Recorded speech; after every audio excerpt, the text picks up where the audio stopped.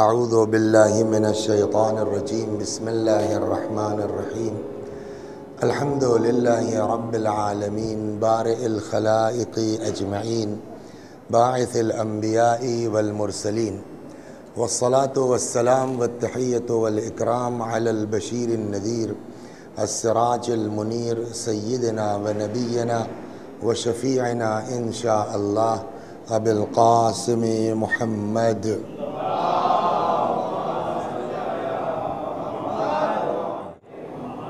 اللہم صل علیہ وعلی اہل بیتہ مظاہر جمالک وجلالک واللعن علی اعدائہم الشاکین فیہم المنحرفین عنہم اجمعین اما بعد فقد قال مولانا حسین بن علی علیہم السلام الناس عبید الدنیا والدین لائق علی السنتہم صلوات بر محمد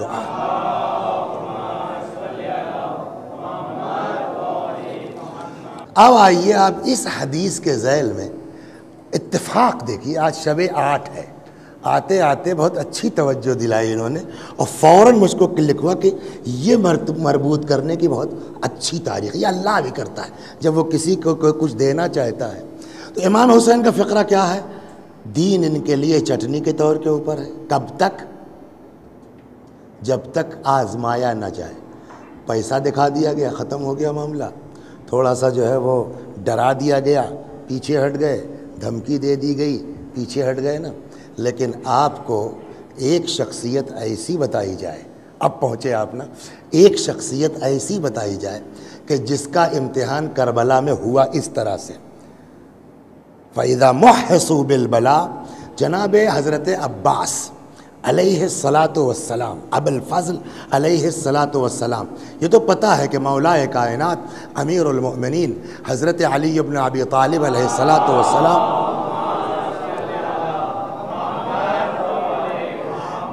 کی آرزو کا نام ہے، تمنا کا نام ہے، خواہش کا نام ہے.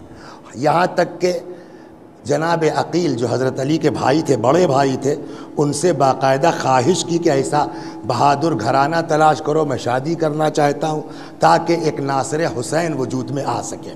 تو یہ تو پتہ بھی ہے. اور شب عاشور، یہ واقعہ بھی ہے. شب عاشور اتفاق سے جو ہے وہ حبیب ابن مظاہر نے جناب عباس کو یہ بات یاد دلانی چاہی. سنتے رہتے ہیں آپ. تو اس وقت کہا کہ حبیب ہم کو جو ہے وہ شجاعت دلا رہے ہو، امام سے اجازت دلا دو پھر بتاتا ہوں. یہ پوری بات ذہن میں ہے نا. اب دیکھیے امتحان کیسا ہوا. ادھر سے جناب ام البنین کے جو خاندان ہوتا تھا، ادھر سے کچھ لنک تھا اس کا شمر کا. شمر نے باقاعدہ امان نامہ منگوا لیا ہے ابن زیاد کے یہاں سے، کوفے کے یہاں سے، اور بار بار پکار رہا ہے کہ کہاں ہیں، کہاں ہیں. پہلے تو روایت کہتی ہے کہ حضرت عباس علیہ السلام نے توجہ ہی نہیں کی. کیا بک رہا ہے شمر؟ کوئی توجہ ہی نہیں کی. جب امام حسین نے فرمایا ہے، دیکھو سن تو لو یہ کہہ کیا رہا ہے. امام کے حکم، یہ ہے امتحان کی منزل. ہم کو ذرا سا پیسہ مل جائے ہم بدل جاتے ہیں، ذرا سا خوف ہو جائے بدل جاتے ہیں، ذرا سی دہشت ہو جائے بدل جاتے ہیں. کربلا کا ماحول کیا ہے اور اس میں امان. جواب نہیں دے رہے. امام نے فرمایا بھیا سن تو لو یہ کیا بکتا ہے. امام کے حکم کی بنیاد پر، یہ ذہن میں رہے، خود سے نہیں. جب امام نے فرمایا کہ سن لو، ہاں بولو کیا بکتے ہو، کیا کہتے ہو. شمر نے کہا ایسا ہے، اپنے کو حسین کے ساتھ ہلاک مت کرو، اپنی جان مت دو. میں تمہارے لیے، تمہارے بھائیوں کے لیے امان نامہ لے آیا ہوں. چھوڑ دو حسین کا ساتھ، آ جاؤ ہمارے ساتھ، تمہارے لیے امان نامہ ہے. بڑے سے بڑے لوگ ہوتے ان حالات میں چھوڑ سکتے تھے نا. جناب عباس کا جواب کیا کمیل میاں بتائیے. لعنت ہو تیرے اوپر، تیرے امان نامے پر، تیرے لعنت ہو تجھ پر، تیرے امیر پر اور تیرے امان نامے پر.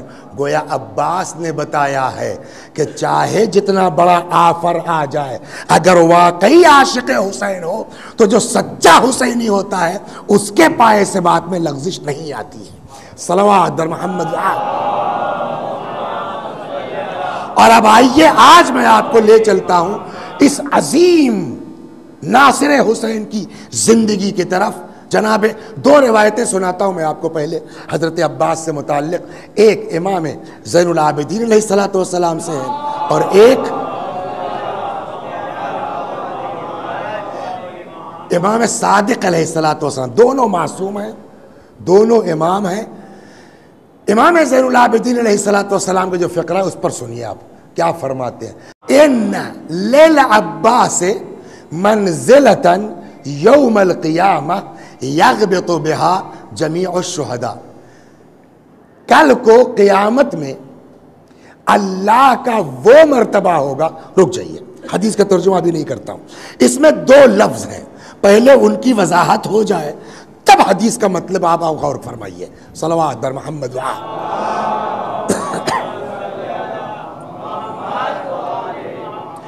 ان للعباس منزلۃ یوم القیامہ یغبط، ایک لفظ یہ ہے، دوسرا لفظ ہے شہداء. پہلے ان دونوں لفظ پہ غور کر لیا جائے تب عظمت حضرت عباس کی سمجھ میں آئے گی. ایک لفظ ہے شہید. شہید کسے کہتے ہیں؟ شہید کی ڈیفینیشن کیا ہے؟ شہید کا مرتبہ کیا ہے؟ آپ اگر قرآن اور احادیث پر توجہ فرمائیں گے تو دنیا میں بعد خدا و رسول و آل رسول یعنی ائمہ معصومین کسی کا مرتبہ شہید سے بڑھ کے نہیں ہے. قرآن مجید میں دو آیتیں ہیں. ایک آیت وہ ہے جو ہماری زبان پر پہرا بٹھلاتی ہے، ایک آیت وہ ہے جو ہماری فکر پر پہرا بٹھلاتی ہے. دونوں آیتیں پڑھتا ہوں میں آپ کو.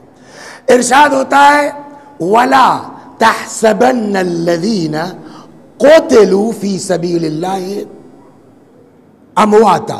وہ لوگ جو اللہ کی راہ میں قتل ہو گئے ہیں انہیں مردہ نہ سمجھو، زندہ ہے، بل احیاء، زندہ ہے، عند ربہم یرزقون، اپنے اللہ کے پاس سے روزی پا رہے ہیں. ایک آیت تو یہ ہو گئی.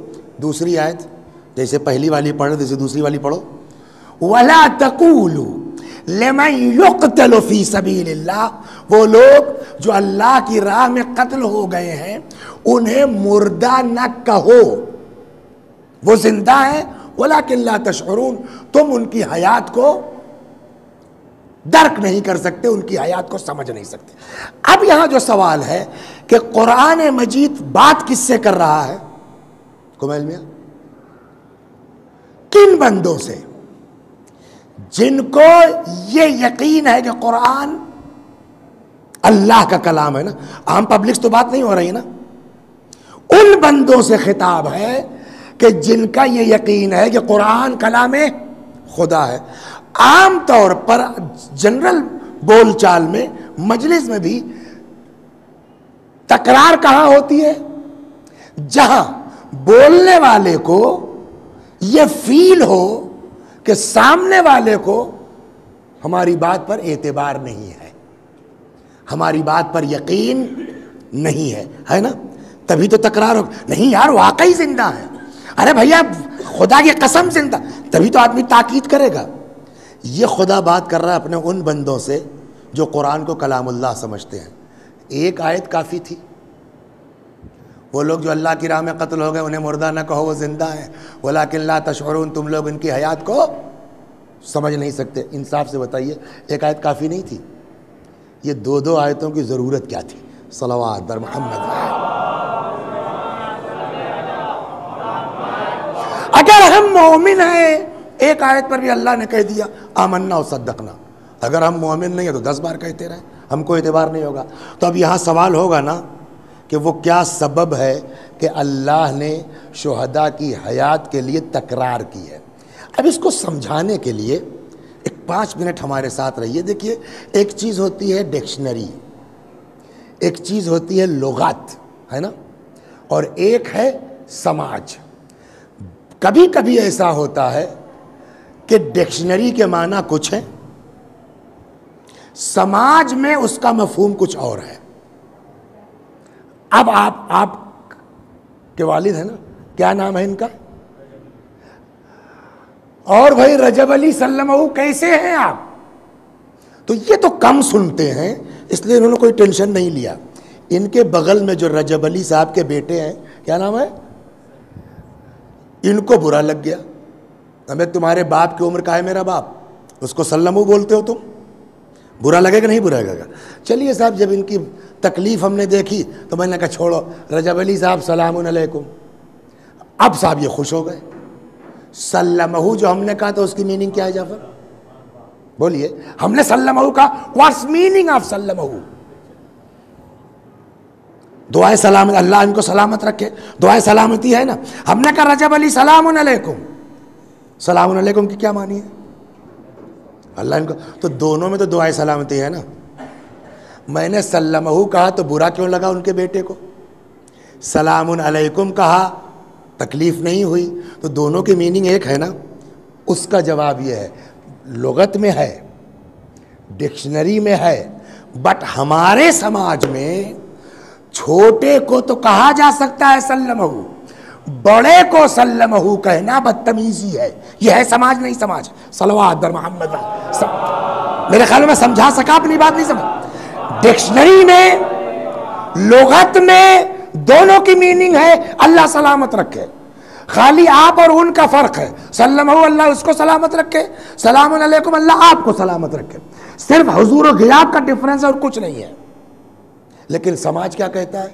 خبردار، ہاں آئیے ابا سلمہ تشریف لائیے۔ اگر اپنے ابا کو آپ سلمہ کہہ دیجئے تو ہو بقول کس کے؟ ان کا شعر ہے کہ ہم ایسی کل کتابیں، جو ہمارے والد مرحوم کبھی کچھ کوئی بات بری لگتی تھی یہ شعر بہت پڑھتے تھے، ہم ایسی کل کتابیں قابل ضبطی سمجھتے ہیں کہ جن کو پڑھ کے بیٹے باپ کو خبتی سمجھتے ہیں۔ کبھی کبھی ہو جاتا ہے ایسا کہ کچھ زیادہ ہی پڑھ لکھ گئے تو اب ابا کو بھی سلمہ کہنے لگے، تو آدمی ٹوکے گا نہیں ٹوکے گا؟ تو بابا سلمہ کہنا، تو یہ بات سمجھ میں آ گئی نا بچوں کے بھی ہمارے، کہ ڈکشنری میں معنی کچھ ہے، سماج کچھ کہتا، ہو گئی بات۔ تو اس کا مطلب قرآن ہم کو جانتا ہے۔ اچھا اللہ نہیں سمجھے گا ہم کو تو اور کون سمجھے گا؟ خدا ہماری جو ہے وہ حیثیت سے واقف نہیں ہوگا تو کون واقف ہو؟ اس کو اچھی طرح معلوم ہے کہ یہ سب ان کا اپنا بھی بنایا کچھ قانون ہوتا ہے۔ تو اب آئیے صاحب، حیات کی پہچان کیا ہے؟ بولیے، زندگی کی پہچان کیا ہے؟ سر دھڑ سے جڑا ہوا ہو، ملا ہوا ہو، ہارٹ چل رہا ہو، نبض چل رہی ہو، اسی کو تو زندہ کہتے ہیں نا۔ اب اگر نبض ڈوب جائے، ہارٹ فیل ہو جائے، بند ہو جائے چلنا، حتیٰ کہ سر الگ ہو جائے اور جسم الگ ہو جائے، زندہ ہے کہ مردہ؟ بولیے، مردہ ہے نا۔ اب قرآن نے کہا خبردار، جو لوگ اللہ کی راہ میں قتل ہو گئے انہیں مردہ نہ کہو، وہ زندہ ہیں، تم سمجھ نہیں سکتے ان کی زندگی کو۔ تو ہم لوگ کیا سمجھتے؟ جیسے سلمہ کہنا ان کے رسپیکٹ کے خلاف ہے، سلمہ بری بات نہیں ہے، بٹ بڑے کو اس کے رسپیکٹ کے خلاف ہے، تو ہم کیا سمجھتے کہ یار مر تو گئے ہیں، نبض ڈوب گئی ہے، ہارٹ بند ہو چکا ہے، گردن الگ ہو چکی ہے، تو مر تو گئے ہیں، کیا مطلب ہوا زندہ؟ تو اب سمجھ میں آتا ہو، اب سمجھ میں آیا، چونکہ ان لوگوں نے راہ خدا میں قربانی دی ہے، اس لیے مر تو گئے ہیں، بٹ ان کے رسپیکٹ کے لیے، ایک چیز رسپیکٹ آئی تھی نا سمجھ میں، ان کے رسپیکٹ کے لیے خدا نے یہ آیت اتار دی ہے کہ ٹھیک ہے مر گئے ہیں، بٹ اتنی بڑی قربانی انہوں نے دی ہے کہ ان کو مردہ مت کہو۔ اگر ایک آیت قرآن میں صرف آ جاتی تو حقیقی حیات سمجھ میں نہ آتی، ہم یہ سمجھتے کہ اللہ نے صرف عزت افزائی کے لیے کہہ دیا ہے۔ صلوات، سمجھنا ہی نہیں سمجھنا ہی؟ اگر ایک آیت ہوتی تو حقیقی حیات کا احساس ہم کو نہ ہوتا۔ فار رسپیکٹ اللہ نے اعلان کر دیا ہے، لہٰذا خدا نے دو آیتیں اتاری، ایک لا تقولو مت کہو، اور دوسری میں جملہ بدل ولا تحسبن، مت سوچو ان کے لیے کہ مردہ ہیں۔ اس کا مطلب یہ ہے کہ اللہ نے ان کی حیات کے لیے زبان پر بھی پہرا بٹھلایا ہے، فکر پر بھی پہرا بٹھلایا ہے. نہ مردہ کہہ سکتے ہو نہ مردہ سمجھ سکتے ہو، یہ حیات ان کی واقعی ہے، رسپیکٹ کے لیے اعلان نہیں کیا گیا ہے. صلوات در محمد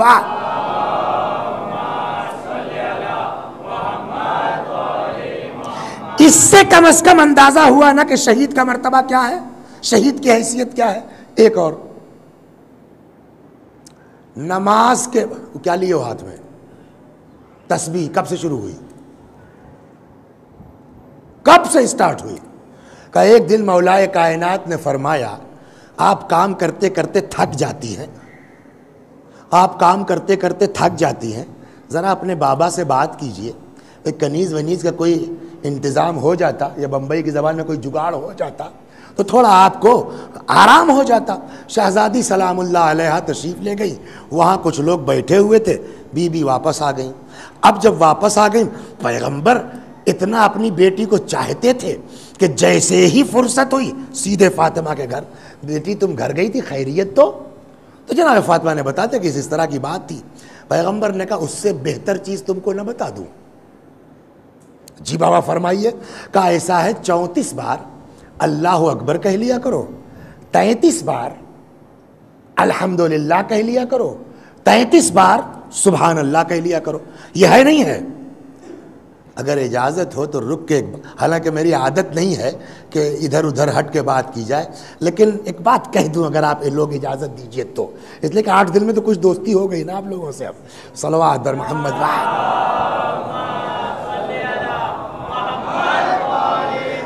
دیکھیے دین اور شریعت میں ہماری سمجھ کا کوئی دخل نہیں ہے. اللہ اکبر کہنا اچھی بات ہے کہ بری بات ہے؟ اچھی بات ہے. الحمدللہ کہنا اچھی بات ہے کہ بری بات ہے؟ سبحان اللہ اچھی بات ہے کہ بری بات ہے؟ ٹھیک ہے یار، رسول اللہ نے کہا ہوگا 34 بار 33 بار. میں کوئی بوڑھا آدمی ہوں کیا تھک تھوڑی جاؤں گا؟ میں 100 بار پڑھتا ہوں اللہ اکبر اللہ اکبر اللہ. یہ کر سکتے ہیں؟ جتنا چاہیے پڑھیے، کوئی پابندی نہیں ہے، بٹ وہ والی تسبیح نہیں ہوگی جو رسول اللہ نے بتائی ہے. کیوں؟ اس کے پیچھے ایک شخص آیا، صلوات بر محمد.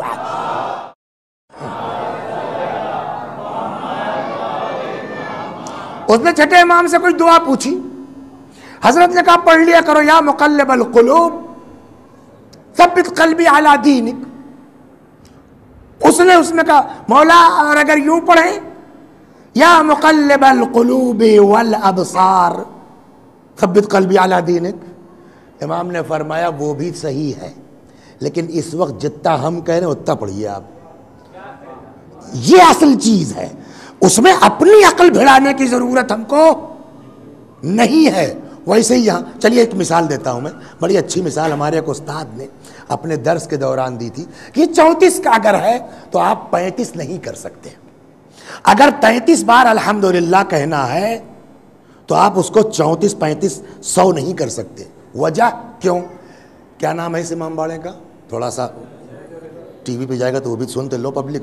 اکثر فون آتا کہاں پڑھ رہے ہیں آپ، تو وہ بھی کہتے کہاں پڑھ رہے ہیں. تو کیا نام ہے اس امام باڑے کا؟ مرحوم نظر علی، خدا غریق رحمت کرے.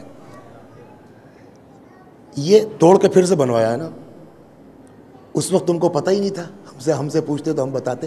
اس میں ایک سونے کی دیغ ہے نظر علی امام باڑے میں. بتاؤں کہاں ہے؟ ممبر سے اترنے کے بعد 5 قدم سیدھے جائیے گا، اس کے بعد 3 قدم داہنے مڑیے گا، اس کے بعد 1 قدم ترچھے ہو کر کے 7 قدم آگے بڑھیے، وہاں پہ کھدائی کیجئے، دیغ مل جائے گی سونے کی. میں نے آپ کو بتا دیا. اب میرے جانے کے بعد انہوں نے کہا یار دیغ تو ہے، مولانا نے یہ بتایا. تو میں کوئی بوڑھا تھوڑی ہوں، 3 قدم نہیں 10 قدم چلتا ہوں. اب 10 قدم چلے گئے، پھر 5 نہیں 8 قدم چلتا ہوں. اب آپ کھدائی کیجئے، ملے گا. کب ملے گا؟ اسی جگہ جو 3 قدم کے بعد کہا گیا ہے. 100 مرتبہ پڑھیے اللہ اکبر، بڑی اچھی چیز ہے، لیکن نبی نے جو 34 کہا ہے اس کا جو اثر ہے وہ 34 پر ملے گا، 36 پر نہیں ملے گا. صلوات در محمد اپنی طرف سے یہ آج کل ذرا سے جو سلسلہ شروع ہو گیا ہے نا، تھوڑا بہت مطالعہ شروع کیا، اس میں عقولو لگانا شروع کرتے ہیں. بابا یا تو یہ طے کر لو کہ رسول اللہ زیادہ جاننے لگے ہو، یا یہ طے کر لو کہ اماموں سے زیادہ جاننے لگے ہو، ورنہ جو کہہ دیا ہے وہ مان لیجئے. صلوات در محمد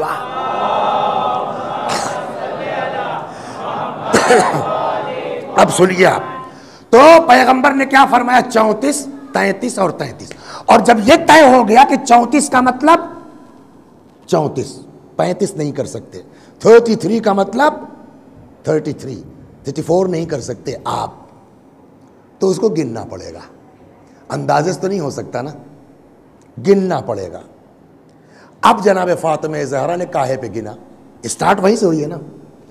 ٹھیک ہے، یہ ہے، اس پر کر سکتے ہیں آپ، اور یہ جو ہے گواہی دیں گی قیامت میں کہ اس نے ہم پر تیرا نام گنا ہے. لیکن جناب فاطمہ نے کیا کیا؟ روایت یہ کہتی ہے بقول شہید مطہری رحمۃ اللہ علیہ کہ جب یہ بات ہوئی تو جناب فاطمہ نے تسبیح تیار کی. اور اس زمانے میں چائنا تھا نہیں، اس کی پلاسٹک کی. ارے اب تو محرم کے سامان بنانے لگا ہے بھائی. وہ آپ دوسرے ملکوں میں جائیے تو معلوم ہوا جتنی محرم کے سامان ہے میڈ ان چائنا. صلوات در محمد.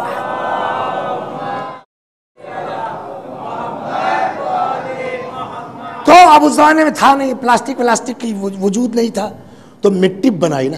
ہم لوگ چھوٹا سا چھوٹا کام بھی کرتے ہیں تو برکت کا لحاظ رکھتے نہیں رکھتے، تبرک کا لحاظ رکھتے. تاریخ اسلام کی پہلی تسبیح بن رہی مولانا، تو مٹی بابرکت ہونا چاہیے نہیں ہونا چاہیے؟ بھئی آپ جاتے ہیں نا کربلا سے لاتے ہیں، کائے کے لیے لاتے ہیں؟ یا آپ کے گھر کی مٹی میں کیا پرابلم ہے؟ اس کو گوند لیجیے، بنا لیجیے. کہیں کربلا ہے، خاک شفا. تو تبرک کا لحاظ، پہلی تسبیح بن رہی ہے تو برکت کا لحاظ ہونا چاہیے نہیں ہونا چاہیے؟ ایک جواب آپ دیں گے آپ کچھ کم ہے عقل سے لگتا ہے. کیوں؟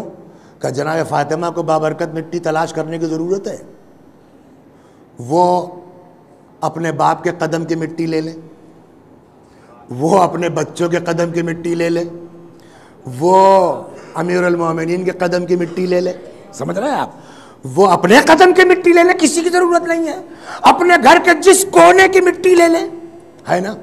لیکن روایت یہ کہتی ہے، اچھا ایک بات بتاؤں، ہم نہ پڑھیں یہ ہماری کمی ہے، یہ ہماری جہالت ہے. ہماری جہالت کو مذہب پر نہیں تھوپا جا سکتا ہے. بھئی ہم نے نہیں پڑھا ہے نا، ورنہ آپ کی فقہ اتنی غنی ہے نا، فقہ جعفری، کہ جس میں ہر چیز موجود ہے. ہم مطالعہ نہ کریں یہ ہماری کمی ہے.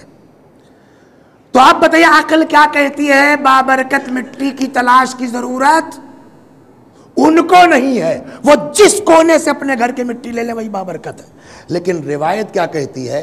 جناب فاطمہ نے نہ نبی کے قدم کی مٹی لی، نہ علی کے قدم کی مٹی لی، نہ اپنے فرزندوں کے زیر قدم مٹی لی، نہ اپنے قدم کی مٹی لی، نہ اپنے گھر کی مٹی لی، نہ رسول اللہ کے گھر کی مٹی لی، نہ کعبے کی مٹی لی. کہاں سے منگوائی مٹی پتہ ہے؟ میدان احد. احد سے کہاں سے؟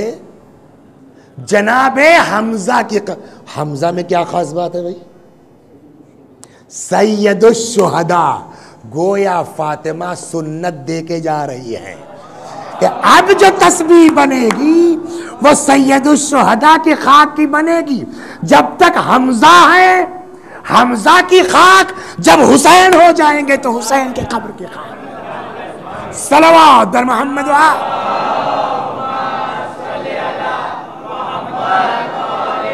ہر چیز ہمارے پاس.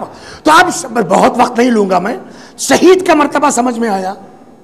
شہید وہ جس کو مردہ کہہ نہیں سکتے، شہید وہ جس کو مردہ سمجھ نہیں سکتے، شہید وہ جس کی خاک قبر کی فاطمہ سلام اللہ علیہا جیسی ذات گرامی اپنی تسبیح میں یوز کرے. اس سے بڑا مرتبہ اور شہید کا ہو سکتا ہے؟ اس سے بڑی حیثیت اور شہید کی ہو سکتی ہے؟ ایک ہو گیا لفظ شہید. میں نے جو حدیث پڑھی تھی، امام فرماتے ہیں ان للعباس منزلتاً یوم القیامہ یغبط بها جمیع الشہداء. تو شہید کا مرتبہ یہ ہے، ان سے بڑا کوئی نہیں ہے، اور خاص کر کے کربلا کے شہداء، ان کا تو کسی کا مقابلہ ہی نہیں ہے. ایک یہ دوسرا لفظ اس حدیث میں ہے یغبطو. یغبطو یعنی غبطہ کرنا. واٹس میننگ آف غبطہ؟ دیکھیں دو چیز ہے، ایک کا نام ہے حسد اور ایک کا نام ہے غبطہ. حسد بری چیز ہے، روایتوں میں منع کیا گیا ہے. امام فرماتے ہیں الحسود لا یسود، حاسد کبھی اس کو فائدہ نہیں پہنچ سکتا ہے. لمبی ہونے کا ڈر لگا رہتا. ایک صاحب نے کہا آپ قصہ نہیں پڑھ رہے. میں نے کہا یار روز سوچ کے آتے ہیں ٹائم ہی بڑھ جاتا ہے، مگر سن لیجئے یہ قصہ. صلوات بر محمد.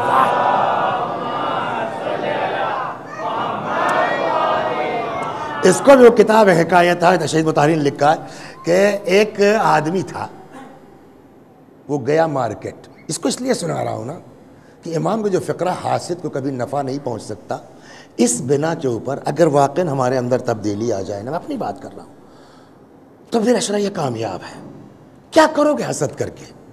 امام نے کہا تم کو کچھ فائدہ نہیں پہنچے گا. ایک آدمی گیا غلاموں کے بازار میں، وہاں سے ایک لڑکا خرید لایا. ایسے ہی کمیل ومیل ٹائپ کا رہا ہوگا یا کچھ چھوٹا رہا ہو نہیں معلوم. ایک لڑکا خرید اور اس کو اولاد کی طرح پالنا شروع کیا. جوان ہو گیا.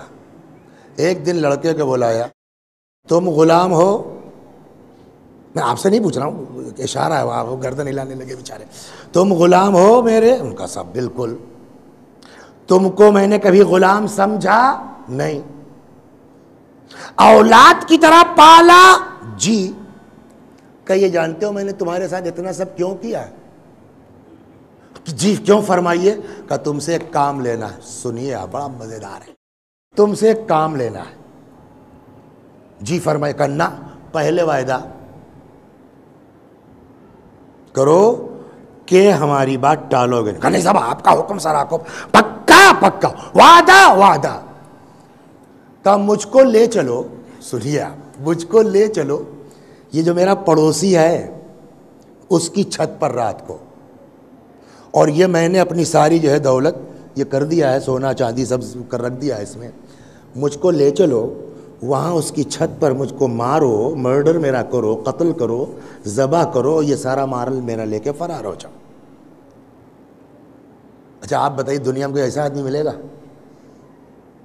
کہ جو اپنے قتل کا پیسہ دے رہا ہو؟ حسد کہاں لے جاتے. اس نے کہا صاحب یہ کیسے ہو سکتا ہے؟ آپ میرے باپ کی طرح ہیں، آپ نے اس کو پالا، وعدہ کر چکے ہو. اچھا لڑکا تو تھا ہی بیچارہ. پیسہ کس کو کاٹتا ہے؟ وہی والی حدیث. یہ جب تک جو ہے امتحان نہیں ہے تب تک اللہ اللہ ہے. موٹی رقم ملی جو چاہو کروا لو. صلوات در محمد واحد. یہ ہمارے ساتھ نہیں ہو سکتا. ڈرنا چاہیے اور اللہ کی بارگاہ میں دعا کرتے رہنا چاہیے، یا اللہ ثابت قدم رکھنا. سب سے بڑا ہنر یہ. مجلس پڑھنا کمال نہیں ہے، مجلس میں آنا کمال نہیں ہے، آج 1,00,000 2,00,000 نام حسین پر خرچ کر دینا کمال نہیں ہے. کمال یہ ہے کہ آخر عمر تک پائے ثبات میں لغزش نہ آنے پائے. جو امام نے فرمایا سب دنیا کے بندے ہیں، کب تک دین ان کے پاس ہے؟ جب تک آزمایا نہیں جا رہا ہے. اس نے کہا صاحب ایسا پاسبل ہے کوئی آدمی اپنا مرڈر کروائے گا پیسہ دے کر کے؟ کہ لگے یار سنو، ہم اور یہ دونوں نے بزنس ایک ساتھ شروع کیا تھا. میں نے بڑی کوشش کی اس کو دبانے کی، ڈاؤن کرنے کی، برباد کرنے کی. الٹا ہوتا گیا. میں گرتا گیا، یہ بلند ہوتا گیا. اب اس کی ترقی مجھ سے دیکھ ہی نہیں جاتی. حسد کہاں لے جاتی ہے آدمی کو. اب اس کی ترقی مجھ کو دیکھ ہی نہیں جاتی. ایک ترکیب سمجھ میں آئی اس کو پھنسانے کی. کیا؟ لوگوں کو پتا ہے میرے اس کے تعلقات ٹھیک نہیں ہیں. تم رات میں قتل کر کے اس کی چھت پر بھاگ جاؤ. وہ لوگ تو آرام سے سو رہے ہیں، ان کو کچھ پتہ ہی نہیں کیا ہو رہا ہے. اب صبح جب لاش دکھے گی تو پبلک بھی گواہی دے گی محلے کے کس کے اس کے تعلقات گڑبڑ ہیں، بہانے سے بلایا ہوگا، قتل کیا ہوگا، لاش ٹھکانے نہیں لگا ہوگا، پکڑا جائے گا. میں رہوں نہ رہوں، کم از کم میرے قتل کے الزام میں پھنس کے پھانسی پہ تو چڑھے گا، مجھ کو راحت ہو جائے گی، سکون ہو جائے گا. اب سمجھے آپ حسد کہاں لے جاتی ہے؟ صلوات در محمد میں نے اس لیے کہا اس کو ضرور سن لیجئے. ایک آدھ قصہ روز سوچ کے آتا ہوں مگر وقت نہیں بچتا، لیکن اس کو سن لیجئے بھائی. 15 منٹ لگانا پڑے گا آج، ہے نا. صلوات در محمد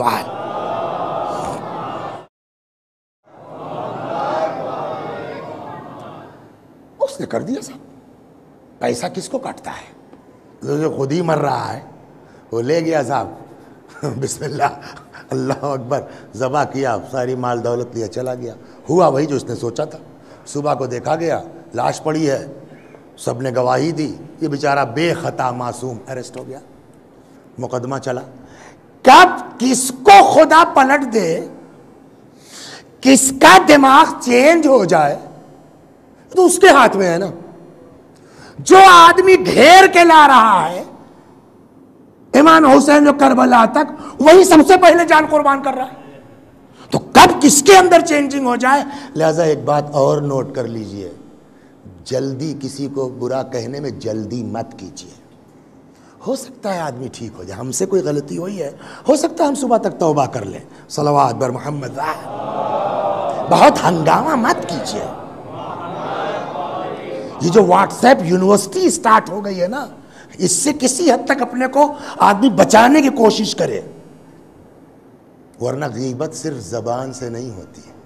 اس زمانے میں واٹس ایپ اگر ہوتا تو رسول اللہ واٹس ایپ کے خلاف بھی حدیث فرماتے شاید کہ اس سے بھی جو ٹائپنگ ہوگی غیبت میں آئے گی. صلوات بر محمد.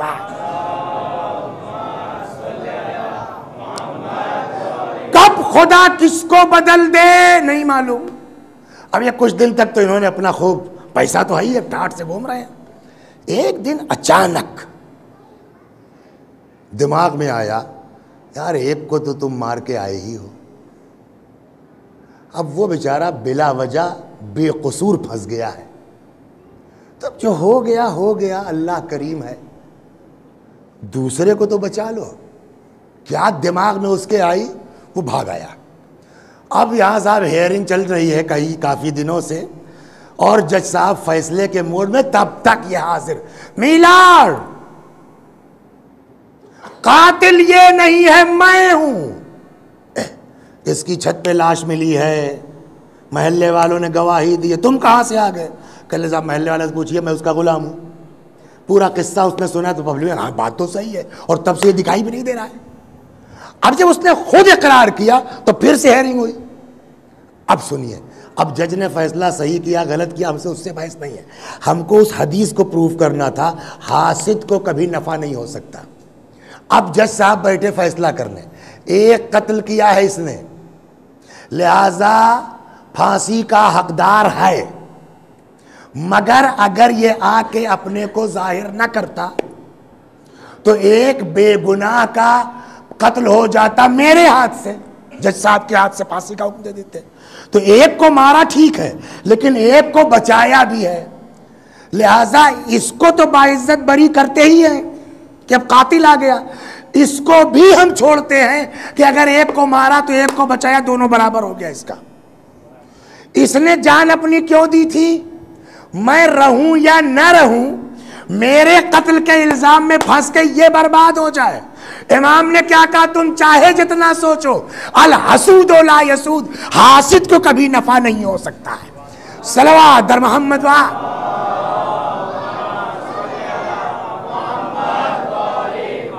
تو دو چیزیں ہیں اسلام میں، ایک کا نام ہے حسد، ایک کا نام ہے غیبتہ. حسد سمجھ میں آ گئی نا آپ کے؟ اب اگر ڈفرنس کوئی پوچھے حسد اور غیبتہ میں فرق کیا ہے، تو آپ یوں سمجھ، حسد یہ اتنا اونچا کیسے ہو گیا یار، یہ اتنا بلند کیسے ہو گیا، اس کو کھینچ کے اپنے برابر کر لیں، یہ کیا کہلائے گی؟ حسد. ماشاءاللہ، ارے یار میرے ہی ساتھ پڑھتا تھا، یہ وہاں پہنچ گیا، زبردست، یا اللہ کوشش کروں میں بھی اس تک پہنچ جاؤں. یہ کیا کہلائے گا؟ غیبتہ. اسلام نے حسد کو منع کیا ہے، غیبتے کو منع. سمجھ میں آ گیا نا ڈفرنس کیا ہے؟ غیبتہ کسے کہتے ہیں؟ اس کی جو جگہ ہے، ہم کو جلن نہیں ہے اس سے، بٹ کاش ہم بھی وہاں تک پہنچ جاتے. جب یہ دونوں الفاظ آپ کی سمجھ میں آ گئے کہ شہید کے برابر کائنات میں کوئی نہیں ہے۔ ایسے عالم میں ان سارے شہداء کے درمیان اللہ نے حضرت عباس کو کیا مرتبہ دیا ہے کہ امام فرماتے ہیں ان للعباس منزلۃ یوم القیامہ یغبط بہا جمیع الشہداء، اللہ کے نزدیک قیامت میں عباس کا وہ مرتبہ ہوگا جس کو دیکھ کے سارے شہداء غبطہ کر رہے ہوں گے۔ صلوات در محمد وآل۔ اب اس سے اندازہ کرے آدمی عباس کیا ہے۔ اور بات وہی ہے جیسا کہ امام نے کہا نا، لوگ دنیا کے بندے ہیں، دین چٹنی کی طرح ہے، آزمایا جاتا ہے سب ختم ہو جاتا ہے۔ عباس کو عاشور کے دن تک امتحان دینا پڑا ہے، جہاں آ کر کے باقاعدہ دیا جا رہا ہے امان نامہ، چھوڑ دو حسین کو، چلے آؤ ہمارے پاس۔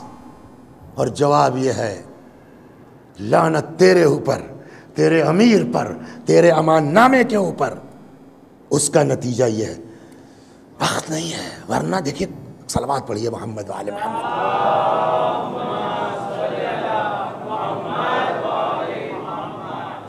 جناب عباس علیہ السلام، دیکھیے ساری فضیلت اپنی جگہ، لیکن حضرت عباس کو حضرت علی سے بڑا تو نہیں کہہ سکتے نا، وہ امام ہے، وہ باپ ہے نا۔ لیکن کچھ منزل ایسی آ جاتی ہے کہ جہاں زبان گنگ ہو جاتی ہے، بولے تو کیا بولے۔ دعا کیجئے میں اس بات کو آپ کے ذہن تک اتار پاؤں، سمجھا پاؤں۔ صلوات بر محمد وآلہ۔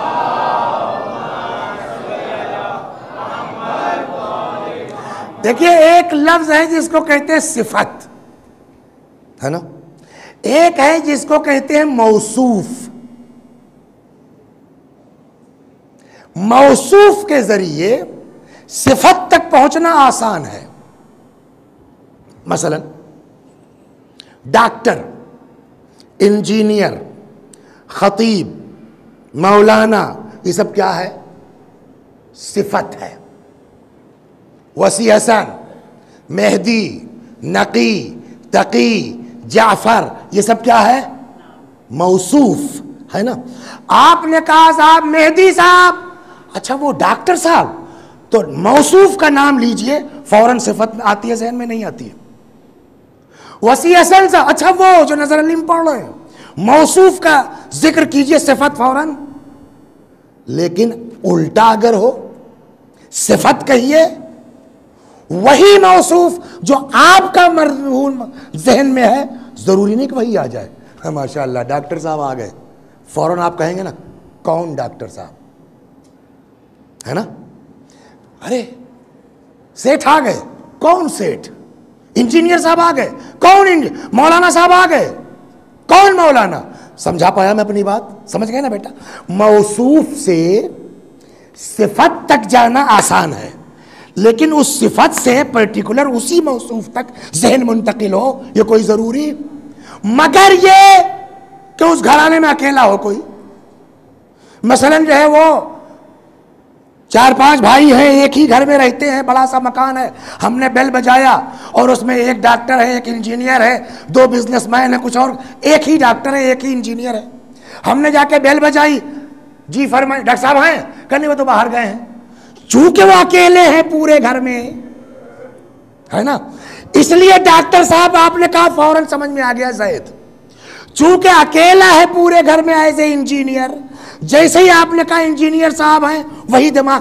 لیکن اگر اسی گھر میں 3 ڈاکٹر ہو، ڈاکٹر علی، ڈاکٹر حسن، ڈاکٹر حسین، 3 ڈاکٹر ہیں، آپ کو ملنا مثلا ڈاکٹر حسن سے، آپ نے بیل بجایا، بیٹا ڈاکٹر صاحب ہیں؟ کیا پوچھے گی وہ بچی؟ علی صاحب، حسن صاحب۔ یعنی اگر ایک گھر میں اسی صفت کے کئی لوگ ہوں تو آپ جس سے ملنے گئے ہیں کوئی ضروری نہیں ہے کہ اسی کا دماغ میں نام آئے۔ یہ بتائیے جب سے اسلام شروع ہوا پرچم کا سسٹم تھا کہ نہیں تھا؟ بولیے۔ علم کا اور علمداری کا سسٹم تھا کہ نہیں تھا؟ بولیے، تھا۔ جنگوں میں اسلام کا علم کس کے ہاتھ میں ہوتا تھا؟ پیغمبر کے زمانے میں۔ نمبر 1 جعفر طیار، علمدار تھے اپنے زمانے میں۔ نمبر 2 امیر المؤمنین حضرت علی علیہ السلام، ہر جنگ میں علم ان کے ہاتھ میں ہوتا تھا، ہے نا؟ اب آئیے سقائی، اس خاندان کا پرانا کام ہے، کعبے کی چابی ان کے پاس ہے خاندان کے۔ حاجیوں کی سقائی کا کام ابو طالب بھی کرتے تھے، اس کے اوپر بھی تھا، بعد میں بھی تھا۔ علمدار جعفر بھی ہیں، علمدار علی بھی ہیں، سقا ابو طالب بھی ہیں، سقا عبداللہ بھی ہے، سقا عبد المطلب بھی ہے، سقا علی بھی ہے، اکیلے کی بات۔ لیکن ان ساری صفتوں کو عباس نے کیسا اپنایا ہے کہ آج جب بھی علمدار کہو، نہ جعفر کا تصور ہوتا ہے نہ علی کا تصور ہوتا ہے، جب بھی سقا کہو عباس ہی دماغ میں آتے ہیں، کسی کا تصور نہیں ہوتا۔ صلوات در محمد و آل۔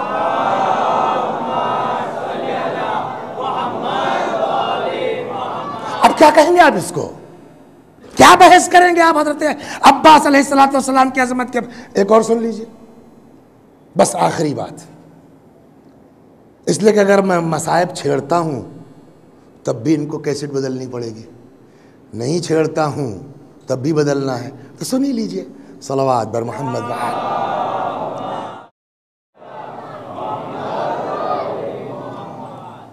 قمر، بولیے، واٹس میننگ آف قمر بنی ہاشم؟ قمر مینس چاند، بنی ہاشم خاندان بنی ہاشم، تو یہ کس کے چاند ہیں؟ بنی ہاشم کے۔ آپ بتائیے، میں گورا ہوں کہ کالا؟ بتا دیے۔ سانولے، ہم کو لے چلیے افریقہ میں، تنزانیہ میں بیٹھال دیجئے آپ، اور 10 تنزانیوں کے بیچ میں بیٹھال کے پوچھئے کہ گورا ہے کہ کالا؟ گورا ہو جائے گا نا۔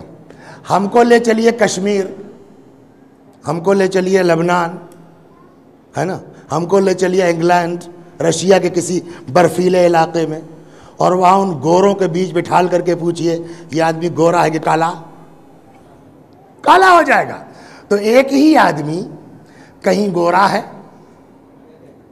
کہیں کالا ہے، اور کہیں سانولا ہے۔ تو یہ کیا ہوا؟ ہمیں یا تو یہ مولوی صاحب گورے ہیں، یا یہ کالے ہیں، یا یہ سانولے ہیں، یہ ساری باتیں کیسی؟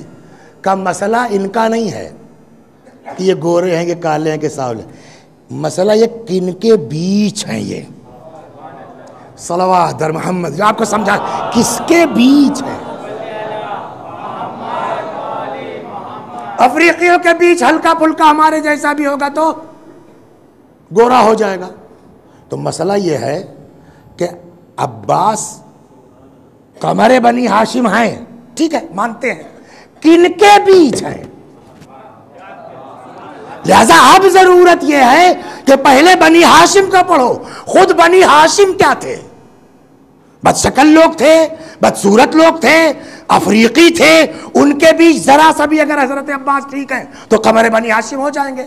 لہذا اب یہ پڑھنا ضروری ہے کہ خود بنی ہاشم کیا تھے، یہ کس بیچ کا چاند ہے، تب سمجھ میں آئے گا۔ اور اب جب آپ تاریخ پڑھیے گا تو بنی ہاشم کی بات ہے تو ہاشم سے اسٹارٹ کیجیے، آپ اس کے اوپر جانے کی ضرورت نہیں ہے۔ ہاشم کو روایات کہتی ہے، جناب ہاشم کو اس زمانے میں بھی خاندان کا تارا کہا جاتا تھا، ایسے خوبصورت تھے۔ جناب عبداللہ اپنے زمانے کے خوبصورت ترین لوگوں میں ہیں، اور اس پر پڑھنے کی ضرورت ہے، اس پر پڑھی جا سکتی ہے، ان کی خوبصورتی کے واقعات ہیں، جو رشتے جہاں جہاں سے زبردستی آتے وہ یہاں موقع نہیں ہے۔ لیکن اتنا طے کہ عبداللہ، جناب عبداللہ اپنے زمانے کے خوبصورت آدمی، عبد المطلب اپنے زمانے سب کو جانے دیجئے۔ ایک کلی قانون ہے، جو عہدہ الہی کا مالک ہوگا اس کے اندر کسی طرح کا کوئی نقص اور عیب نہیں ہونا چاہیے، ورنہ آدمی کہہ سکتا ہے ہاں یار ٹھیک ہے رسول اللہ ہوں گے، خاتم النبیین ہوں گے، بٹ میں ان سے زیادہ خوبصورت ہوں، تو ہوا نا بلند۔ تو عقل کیا کہتی ہے کہ ان سے بلند۔ اچھا سیدھی سی بات، جس کے حسن کا قصیدہ قرآن پڑھتا ہے، یعنی یوسف ہے نا، یوسف نے اپنے کو کہا میں کیا ہوں، ہے روایت ہے جب زلیخا پہنچی نا۔ اچھا ایک حدیث ہے، الحسن والحسین سیدہ شباب، حسن حسین جنت کے، تو ان کا رجب علی صاحب کا کیا ہوگا؟ جب حسن حسین جوانوں کے سردار، تو آپ کا کیا ہوگا؟ داڑھی پک گئی ہے تو بھیا دعا کرو ہم لوگ جوانی میں نکل لیں، کم از کم امام حسن امام حسین ہمارے سردار تو ہو جائیں گے، بوڑھوں کا کیا ہوگا؟ کہ یہ بات یہاں سمجھ میں آئے گی چکر کیا ہے، رسول اللہ نے صرف جوانوں کی بات کیوں کہی؟ تو اب صاحب جو ہے وہ تو دیکھا ہے نا آپ نے، سیریل دیکھا نا یوسف کا، سمجھانے کی ضرورت نہیں نا، بڑی عجیب طرح کی ہو گئی نا کوسٹ، وہ روایات سے انہوں نے بنایا نا اس کو۔ اب جب پہنچی، اس کو چھوڑ دیا سیریل والوں نے، اس کو نہیں نقل کیا ہے، اب جب پہنچی یوسف نے کہا کہ بعض روایتوں میں کہ راستے کا کیس ہے، بعض یہ کہ آفس میں پہنچ گئی، جب کون ہو تم؟ زلیخا۔ زلیخا تم، مطلب اتنی ایج تو نہیں تھی جتنی دکھ رہی تھی، یہ کیا ہو گیا تجھ کو؟ کہ تمہارے عشق نے یوسف، ہے نا، سنا ہے نا جناب یوسف کا جواب کیا تھا؟ میرے حسن کو دیکھ کے تمہارا یہ حال ہے، اور اگر کہیں محمد عربی کو دیکھتی تو کیا ہوتا؟ ابھی یہ فقرہ کا یو آر رائٹ، ٹھیک کہتے ہو تم۔ یوسف نے کہا کیا تم نے محمد کو دیکھا نہیں؟ ٹھیک کہتے ہو، کیا مطلب ہوا؟ کہا پتہ نہیں، تم نے محمد کا نام لیا، میں یہاں محبت محسوس کر رہی ہوں۔ ادھر عشق محمد کا اظہار ہوا، ادھر سے اللہ نے کہا بس اب جوانی پلٹے گی، ابھی تک یوسف کے حسن سے فریفتہ تھی، اب میرے حبیب کی محبت دل میں آئی ہے تو اب جوانی پلٹے گی۔ سمجھ میں آیا؟ جو بھی عاشق پیغمبر ہے لتنا بھی بوڑھا ہو جائے، اگر عشق سچا ہے تو جوانی پلٹے گی، جب جوانی پلٹے گی تو سردار حسن حسین ہوں گے۔ صلوات در محمد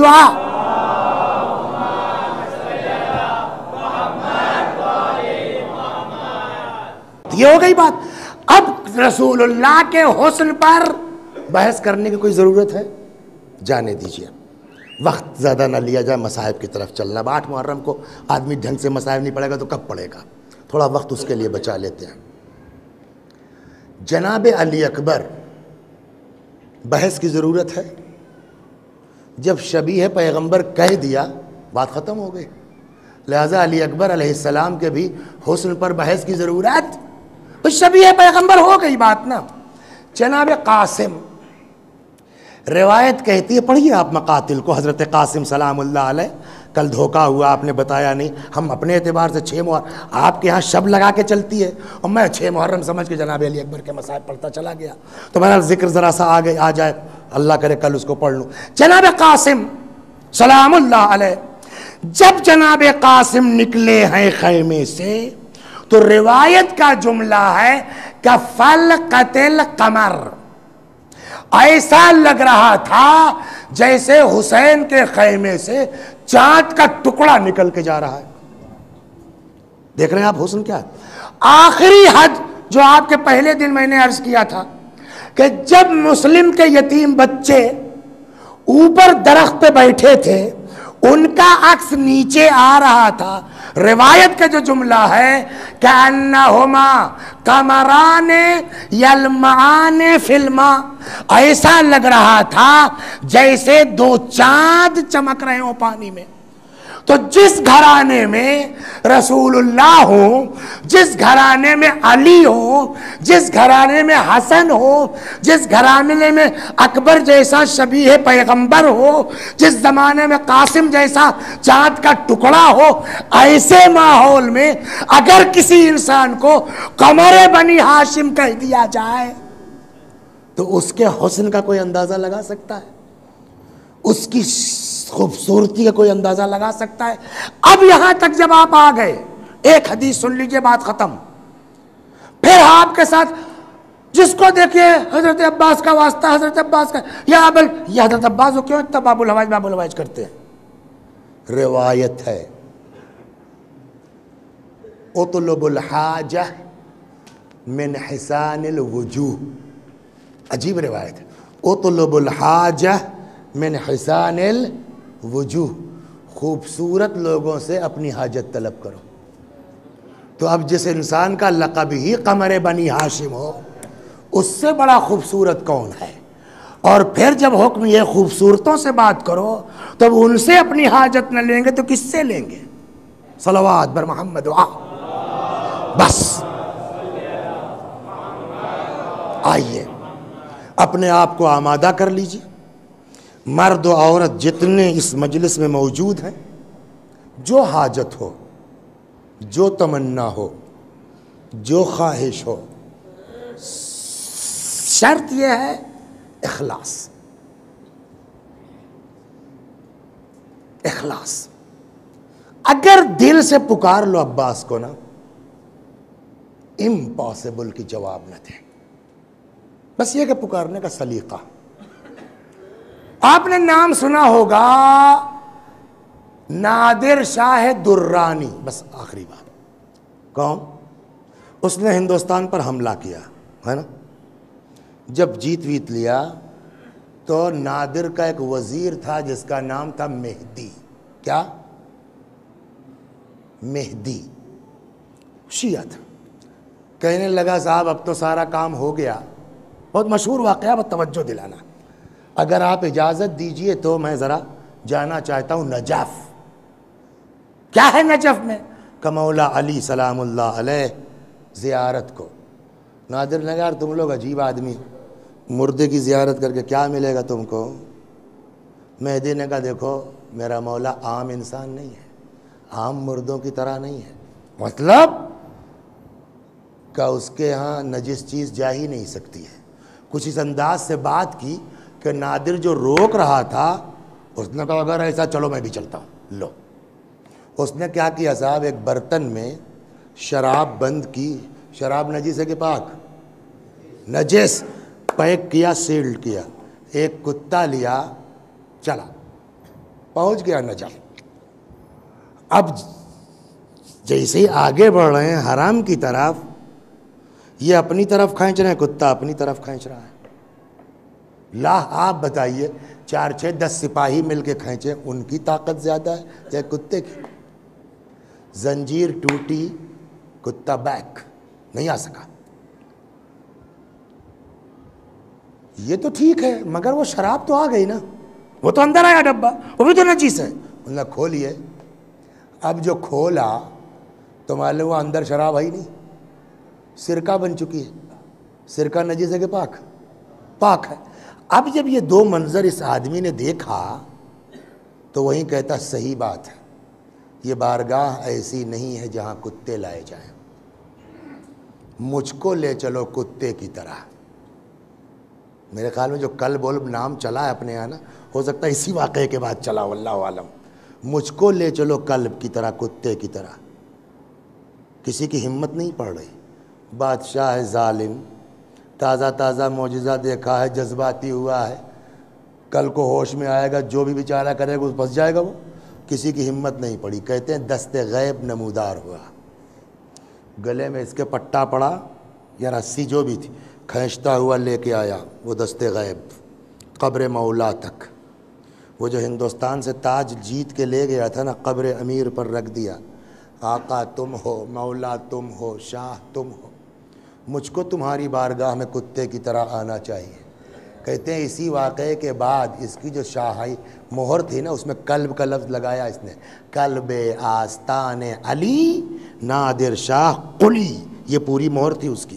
بہرحال وہاں زیارت کچھ اپنا تعمیر وامیر کا حکم دے کے اب مہدی نے دیکھا معاملہ ٹھیک ہے، اب اس کو آگے بڑھاؤ۔ مہدی لے کے آ گیا ان کو کربلا، وہ ختم ہوئی بات۔ کربلا پہنچے، یہ امام حسین کی قبر ہے، یہ پایتی ان کے جوان فرزند کی قبر ہے، یہ شہداء کی قبر ہے۔ وہاں زیارت کروا کے اب لے کے آیا کہاں؟ حضرت ابوالفضل العباس کی بارگاہ میں۔ تب اس طرح روضہ تو بنا نہیں تھا۔ یہ کس کی قبر ہے؟ کہ یہ حسین کے بھائی علی کے فرزند ابوالفضل العباس علیہ السلام کی قبر مبارک۔ کل لگا یہ بتاؤ، بیٹے کی قبر ان کے پاس ہے، اصحاب کی قبر ان کے پاس ہے، یہ بھائی ہو کے اتنی دور کیوں ہے؟ اب وہ بیچارہ مہدی سمجھا رہا ہے کہ ان کی خواہش تھی، ان کی تمنا تھی، ان کی وصیت تھی، مگر اس کی سمجھ میں نہیں آ رہا ہے۔ اتنے میں شور اٹھا۔ کیا بات ہے؟ کیسا شور ہے؟ کہ آیا تو آتے ہی رہتے اپنی حاجت والے، کوئی آیا ہوگا پریشان حال بیچارہ۔ کہ دیکھو کون ہے، پکڑ کے لاؤ۔ معلوم ہوا صاحب ایک جوان لڑکا تھا۔ مجھ کو وہ منظر یاد، جب یہ قصہ پڑھ رہا تھا، میں رمضان کا مہینہ تھا، رات میں لیٹا پڑھ رہا تھا، اٹھ کے بیٹھ گیا میں کہ کتنی اچھی رسم ان لوگوں کے یہاں ہے۔ ہمارے علاقے میں ایک آدھ دو جگہیں ایسی ہیں جہاں یہ رسم ہے، انہوں نے بنا رکھا ہے روضہ، اور یہ رسم ان کے یہاں ہے۔ کون ہو تم؟ کیا؟ کہنے صاحب میں کربلا کے پاس کے گاؤں کا رہنے والا ہوں۔ ہمارے گاؤں کی رسم یہ ہے کہ جب شادی ہوتی ہے تو دولہا شوہر اپنی زوجہ کو، دلہن کو سیدھے گھر نہیں لاتا، وہ پہلے کربلا آتا ہے، اس باوفا کی بارگاہ میں ایک دوسرے سے وفاداری کا عہد و پیمان کرتے ہیں، اس کے بعد گھر جاتے ہیں۔ میری بھی شادی ہوئی تھی صاحب، گاؤں کے رواج کے اعتبار سے میں بھی اپنی بیوی کو لے کے کربلا آ رہا تھا دلہن کو، کہ وہاں سے گاؤں جاتا، کہ راستے میں ڈاکوؤں نے حملہ کر دیا، مال و زر جو چھینا وہ تو چھینا ہی، میری بیوی کو بھی اٹھا لے گئے۔ اب میں کہاں جاؤں، کیا کروں، سوائے اس کے کہ یہاں آیا ہوں باب الحوائج کے پاس، ان سے فریاد کرنی ہے۔ بادشاہ تھا نا، کہنے لگا ٹھیک ہے جگہ بتاؤ، کل تک مل جائے گی تیری بیوی، کہاں کا قصہ ہے؟ اس نے کہا نہیں صاحب، ہم کو آپ کی ضرورت نہیں ہے، ہم کو جہاں پہنچنا تھا ہم پہنچ گئے۔ کسی نے کہا ہندوستان سے آیا ہے، بڑا ظالم بادشاہ ہے، سنبھل کے بعد اس کے منہ سے نکل گیا میرے مولا سے زیادہ طاقت اس کے اندر ہے۔ یہ اتفاق سے کان میں پڑ گئی اس کے، کس کے؟ نادر کے۔ اس نے کہا ذرا جاؤ، کل تک کی مہلت تم کو ہے، کل تک اگر تیری بیوی نہیں آئی، وہ لگ گئی نا اس کو بات، تو ٹھیک ہے تمہاری خیریت نہیں ہے۔ اب آیا بیچارہ قبر پہ لپٹ گیا، مولا اب تک تو بیوی کا غم تھا، اب ظالم بادشاہ کی تلوار بھی لٹک رہی ہے، اب کیسے فریاد کی، کیسے رویا وہ جانتا ہے۔ تاریخ میں یہ ہے، کہتے ہیں جن لوگوں نے لکھا ہے اس واقعے کو، کہ اچانک پھر جو ہے رونے کی آواز بلند ہوئی، اور کیا دیکھتے ہیں وہی لڑکا ایک عورت کا ہاتھ پکڑ کے قبر عباس کا طواف کر رہا ہے، اور اپنی دیہاتی گاؤں کی زبان میں مشکور یا ابو فاضل مشکور یا خزینب شکریہ ادا کر رہے ہیں۔ نادر نے کہا کیا ہوا؟ کہ لگتا ہے اس کی بیوی مل گئی ہے، وہ کسی عورت کے ساتھ طواف کا، پکڑ لاؤ، پکڑ کے آیا وہ۔ ہاں بتاؤ کیا ہوا، کیسے میں ملی تمہاری بیوی؟ کا اچانک آ گئی۔ اب اس عورت سے تم بتاؤ تمہارے ساتھ کیا قصہ ہوا؟ تو جہاں تک شوہر نے بتایا تھا وہ تو بتایا اس نے۔ کہا اس کے بعد جب ڈاکو مجھ کو لے کے چل پڑے اور میرا شوہر مجھ سے چھوٹ گیا، ہر طرف سے میں مایوس ہو گئی، تو اب کیا کرتی؟ کسی کا سہارا نہیں تھا، میں نے وہیں سے رخ کیا کربلا کا۔ اب آپ لوگ سوچئے، بھئی ایک مانگنے کا ہنر کی بات ہے، اس نے کیا کہہ کے مانگا ہوگا؟ اے باب الحوائج میری مدد کرو، اے سقائے سکینہ میری مدد کرو، اے سکینہ کے چچا میری مدد کرو، ہوگا اسی میں۔ لیکن جو جملہ ہے وہ یہ ہے، یعنی کہاں اس نے ہاتھ رکھا ہے، کس جگہ کے اوپر ہاتھ رکھا ہے دعا میں؟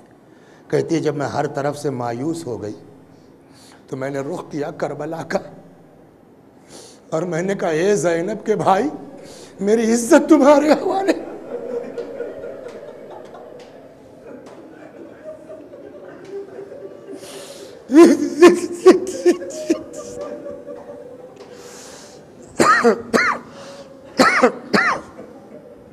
اے زینب کے بھائی میری عزت تمہارے حوالے ہے۔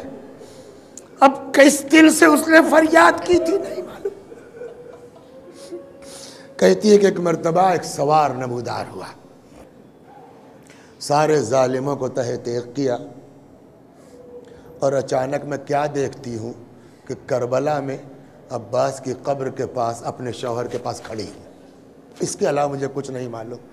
آقا اے باب الحوائج، اے ابو الفضل العباس، نہیں معلوم اس میں کون کس مصیبت میں گرفتار ہے، کس کی کیا حاجت ہے۔ آقا آج اس مجلس میں جو آیا ہے، جس کی جو حاجت ہے، اے میرے آقا آج اس کو اپنی بارگاہ سے خالی واپس نہ کرنا۔ عاشور کا دن آ گیا، ایک ایک کر کے جا رہے ہیں۔ آپ نے کہا نا جب فَإِذَا مُحِّسُ بِالْبَلَا قَلَّتْ دَيَ، مصیبت میں پڑتے ہیں تو سب کی اوقات سامنے آ جاتی ہے نا۔ لیکن عباس نے پہلے، 4 بھائی تھے نا یہ لوگ، جناب ام البنین کے 4 بیٹے، اپنے تینوں بھائیوں کو بلایا، کہا پہلے تم لوگ جاؤ، بھیا کے اوپر جان اپنی دے دو تاکہ تمہارا داغ بھی برداشت کر لو۔ بس آپ غور کیجئے اس پر، اپنے بھائیوں کو بلایا، کہا جاؤ امام پر جان قربان کر دو تاکہ تمہارا داغ بھی برداشت کر لو، میرا اجر بڑھ جائے۔ بھائیوں کو بھی قربان کر دیا۔ بچے، اچھا ایک فطری بات ہے، دیکھیے بچوں کی جو فطرت ہے نا بیٹا، ان سے اس سے بحث نہیں ہوتی میرا باپ کون ہے، میرا چچا کون ہے، میرا بھائی کون ہے۔ جو چھوٹے بچے ہیں ان کو اس سے بحث میرا کام کس کے ذریعے ہوگا، ہے نا، وہ اسی سے فریاد کرتے ہیں۔ آج 1000 سال کے بعد ہم لوگوں کو پتہ ہے کہ عباس کتنے بہادر تھے، اس وقت کے بچوں کو پتہ نہیں تھا عباس کتنے شجاع ہیں۔ تو اگر ان بچوں کو کسی سے امید ہوگی نا کہ ہماری پیاس اگر کسی کے ذریعے بجھ سکتی ہے، ہماری پیاس اگر کسی کے ذریعے بجھ سکتی ہے، تو سب کی امیدوں کا مرکز کون ہے؟ حضرت عباس نا، میں کتاب کی بات نہیں کر رہا ہوں، عقل سے بتائیے کہ یہ بچے خالی کوزہ، ہائے پیاس، ہائے، یہ کس کے سامنے آتے ہوں گے؟ اور اب عباس سے پوچھئے مولا کیسے برداشت کیا آپ نے؟ چھوٹے چھوٹے بچے العطش العطش کی صدا بلند کر رہے ہیں، آپ نے کیسے برداشت کیا؟ عجب نہیں آقا جواب دے، تم سے کس نے کہا میں نے برداشت کیا؟ مطلب آپ پڑھیے کتابیں، عباس ہاتھ پہ ہاتھ رکھ کے بیٹھے نہیں تھے کربلا میں۔ روایت کہتی ہے کہ عباس نے کربلا میں کنویں پر کنویں کھودے تاکہ کسی صورت سے پانی نکل آئے، ان بچوں کی پیاس بجھ جائے۔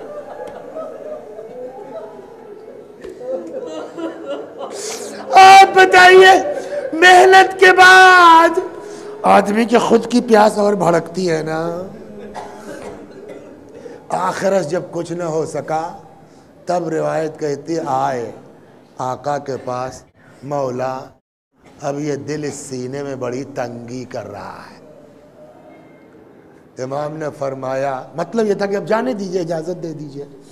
امام نے فرمایا تم میری فوج کے علمدار ہو، تم میری فوج کے سردار ہو، اعتراض نہیں ہے، لیکن دھیرے سے پوچھا بھیا وہ فوج کہاں ہے جس کا میں علمدار،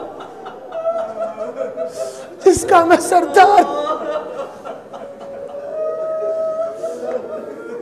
ایک روایت آپ کو سنا دوں پہلے، پھر یہ 2-4 منٹ جو مسائل میں آگے بڑھاتا ہوں۔ راوی کہتا ہے کہ میں ایک دن گیا امام جعفر صادق علیہ السلام کے گھر بارگاہ میں، تو دیکھا مولا امام نماز میں مصروف ہے۔ جب نماز ختم ہو گئی تب میں نے کیا دیکھا، امام نے سر رکھا سجدے میں اور ایک طولانی دعا پڑھی۔ وہ دعا آپ کے لیے تھی، اس کا ایک جملہ میں یہاں دہراتا ہوں۔ وہ کہتا ہے کہ وہ اپنے چاہنے والوں کے لیے اور زائروں کے لیے دعا کر رہے تھے، کرتے اللہ ان پر رحم نازل فرما جن کے چہروں کو سورج کی توازت نے متغیر کر دیا۔ تو سفر میں آئے لوگ، کہتے کہتے ایک دعا جانتے ہیں آپ کے لیے امام نے کیا کہا؟ سجدے کے عالم میں چھٹے امام کی دعا فرماتے ہیں وَرَحَمْ الصَّرْخَةَ الَّتِي كَانَتْ لَنَا خدا ان چیخوں پر رحمت نازل فرما جو ہمارے غم میں بلند ہوتی ہیں۔ آپ سمجھ گئے نا؟ اور ایک جملہ اور سنا دوں، اس لیے کہ جتنا اعتبار امام حسین کو اپنے اس بھائی پہ تھا نا، شاید کربلا میں کسی پر نہ رہا، لہذا آج کیسے رونا ہے۔ پہلے ایک جملہ میں آپ کو سنا دوں، وہ آپ نے امام حسین علیہ السلام کا جناب علی اصغر کے اوپر مرثیہ سنا ہوگا، جو خود امام حسین کا ہے۔ شیعتی مہما شربتم ما عذب فاذکرونی، اے میرے شیعو جب ٹھنڈا پانی پینا مجھے یاد کر لینا۔ یہاں تک تو اگلا مصرع کیا ہے؟ او سمعتم بغریب او شہید فاندبونی، اگر کسی غریب یعنی مسافر، اگر کسی مسافر کے بارے میں کچھ سننا، کسی شہید کے بارے میں کچھ سننا، فاندبونی، میرے اوپر ندبہ کر لینا۔ امام کہہ سکتے تھے نا فبکونی، میرے اوپر بکا کر لینا، مطلب گریہ کر لینا۔ امام نے نہیں کہا میرے اوپر بکا کر لینا، گریہ کر لینا، امام نے کہا میرے اوپر ندبہ کر لینا، فاندبونی۔ بکا اور ندبے میں کیا فرق ہے؟ ہمارے ایک بزرگ تھے مولانا تقی الحیدری صاحب قبلہ اعلی اللہ مقامہ، خدا غریق رحمت کرے، وہ یہاں آ کے فرماتے تھے کہ بکا کہتے ہیں رونے کو، صرف گریے کو، جیسے بھی آدمی رو رہا ہو بکا کہتے ہیں، لیکن ندبہ معلوم ہے کس کو کہتے ہیں؟ ندبہ کہتے ہیں بیان کر کے رونے کو۔ کچھ سمجھ، حسین نے کہا میرے اوپر گریہ کرو، حسین نے کہا فندبونی، میرے اوپر ندبہ کرو، بیان کر کے رو، ہائے حسین کہہ کے رو، بلند آواز سے رو۔ بھیا تم میری فوج کے سردار ہو، آقا میری فوج، وہ فوج ہے کہاں جس کا میں سردار ہوں؟ امام نے فرمایا ٹھیک ہے، جاؤ، ان عزمت علی الجہاد فاطلب لہؤلاء الاطفال قلیلا من الماء، اگر جانا ہی چاہتے ہو نا، اے بھیا جاؤ، پہلے ان بچوں کے لیے تھوڑا سا پانی لا دو۔ اب آپ کو میں سناؤں، کربلا میں ایک خیمہ مخصوص تھا مشکیزوں سے، جہاں پانی رکھا جاتا تھا۔ حضرت عباس اس خیمے میں گئے کہ ایک مشکیزہ لے لیں۔ روایت کہتی وہاں جا کے کیا دیکھتے؟ چھوٹے چھوٹے بچے،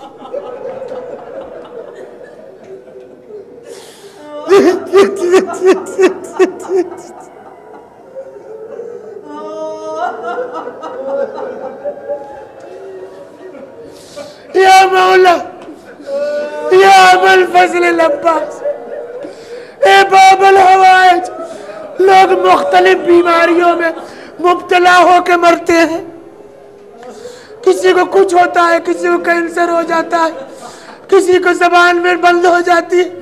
آقا آج کی مجلس میں آپ سے صرف اتنی خواہش ہے مولا، جیسے بھی مرنا ہو، جیسے بھی موت لکھی ہو، لیکن مولا ایک گزارش ہے، آخر وقت تک زبان بند نہ ہو، آپ کا ذکر کرتے کرتے اس دنیا سے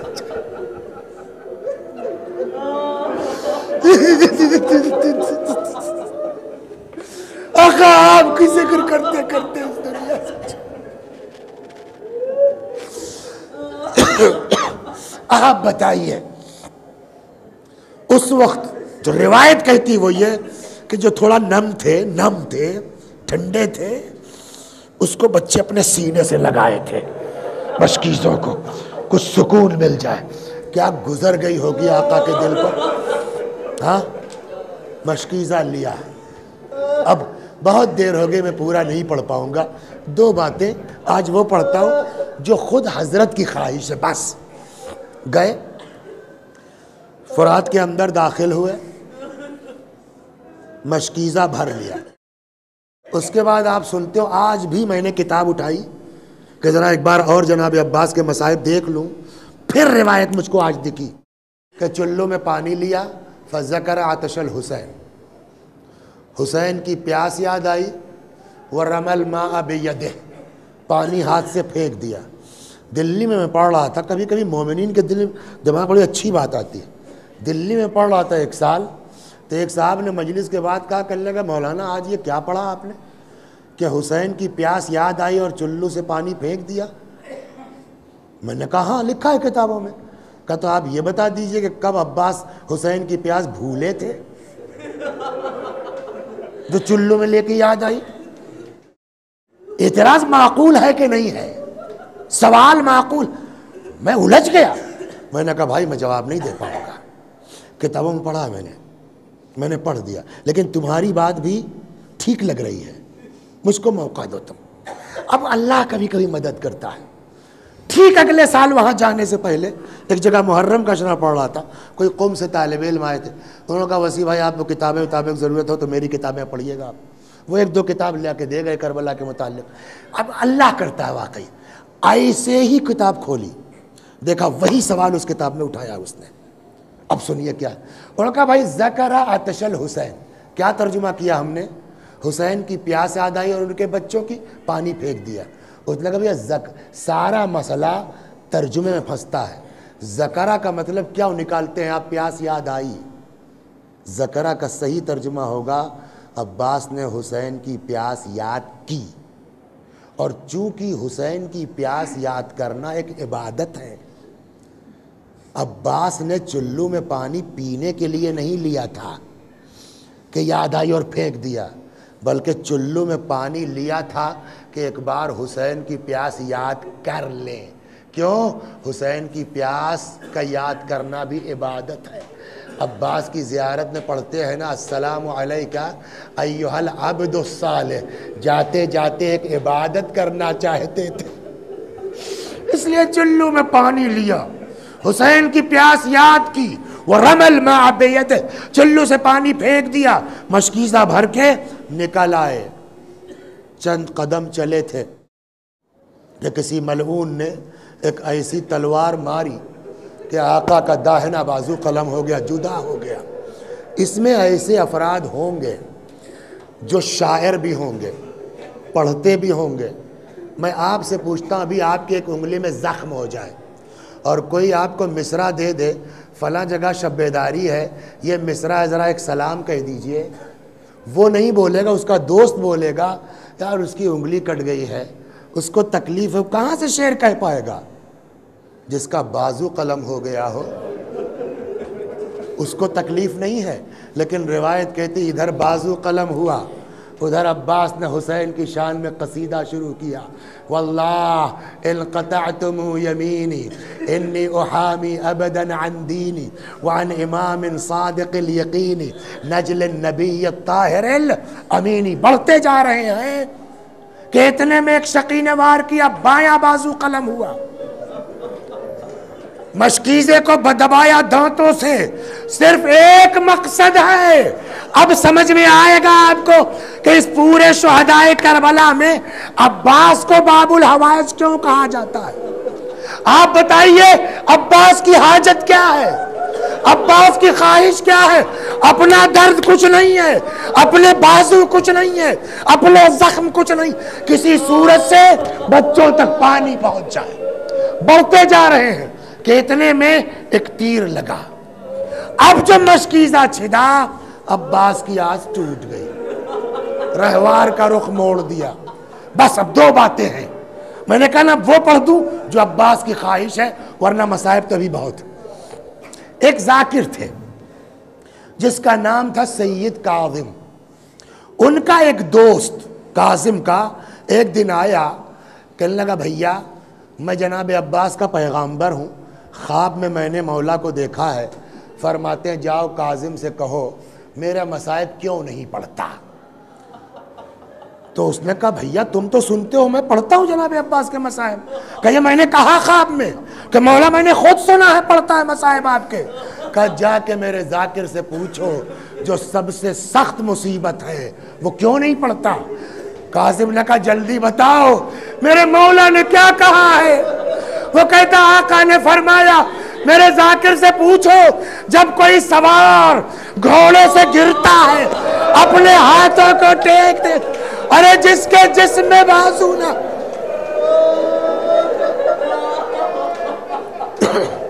ماشاءاللہ خدا ان آوازوں پر رحمت نازل فرما. بس آخری بات،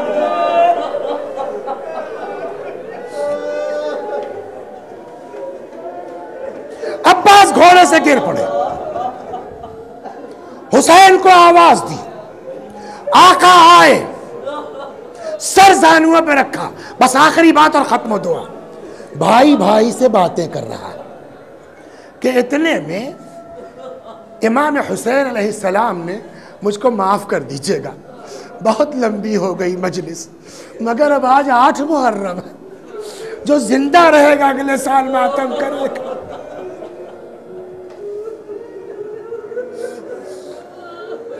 سر زانووں پہ رکھا.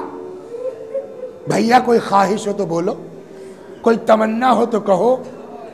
ایک، میری لاش خیمے میں مت لے جائیے گا. کیوں؟ آپ کہتے تھے نا تم فوج کے سردار ہو، تم فوج کے علمدار ہو.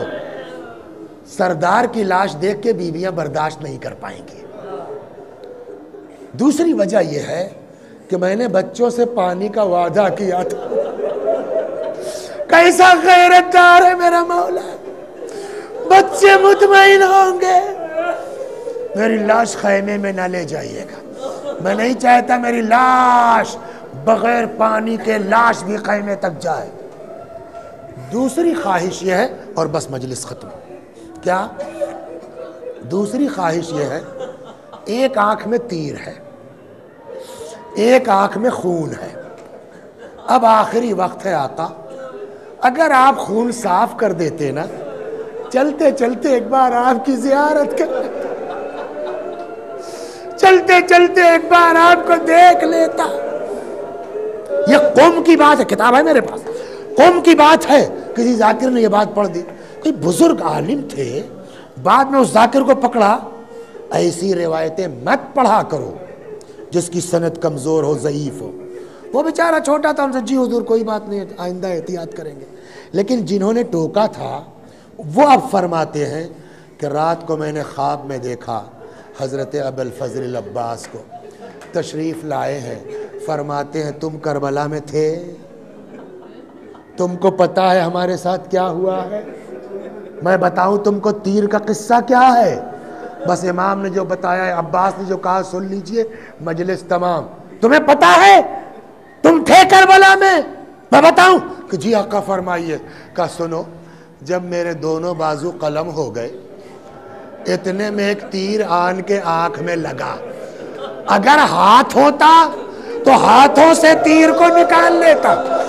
ایک دو بار سر کو جنبش دی کہ تیر نکل جائے. جب نہ نکلا تو میں نے طریقہ یہ سوچا، سر جھکا کے زانووں کے درمیان دبا کے سر اٹھا لوں کہ تیر نکل جائے. اتنے میں پیچھے سے ایک گرز پڑا، عباس کا سر پھٹا، گھوڑے سے زمین